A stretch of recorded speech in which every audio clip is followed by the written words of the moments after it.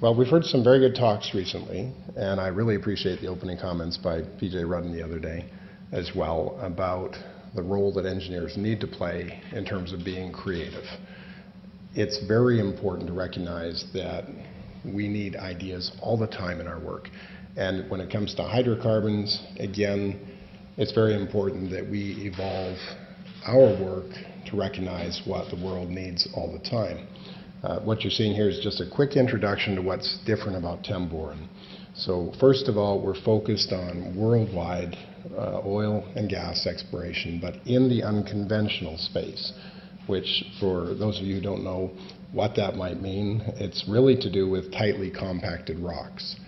Traditional oil and gas reservoirs were very porous, very permeable, and not much was required once you found them to make them produce. However, today's oil and gas reservoirs of a conventional nature are mostly tapped. They're mostly discovered and very mature. In places like North America, they're almost extinct. And so really people have to go to some very hostile foreign country environments or hostile operating environments like very deep water in order to find those types of reservoirs anymore. In contrast, the unconventional reservoirs cover the world. And now that the new technologies of hydraulic fracturing and horizontal drilling have been coming together effectively, there's a lot of good work to be done there.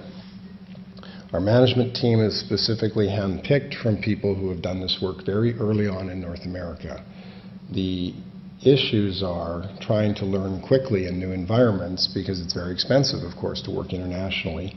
And at the same time, investors are not always very patient with new explorers. So you have to strike a balance there. We are very much focused on safe and responsible development. I'm sure everybody ought to say that. But the reality is that when you go internationally in the oil and gas business, we're definitely, like in Ireland, coming into countries that haven't got much experience. They really haven't seen onshore oil and gas development before in any great quantity. And so we have to be at the top of our game in those areas. And that includes how we deal with the public as well, which is something the oil and gas industry is very bad at. So we're having to learn a whole new set of skills in order to be effective at this internationally. Of course, our focus very much as a company is on bringing these resources worldwide. Because the projects are much more tightly compacted rock, they have much more tightly compacted drilling. That creates impacts, but it also creates opportunities. Not as exciting.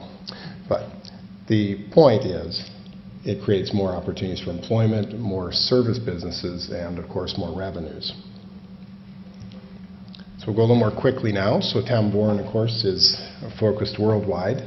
At the moment, we have 27 million acres of mineral rights. Half of that's in Australia, half in Botswana, and the remainder in the west of Ireland and the southwest of Northern Ireland, as they remind us.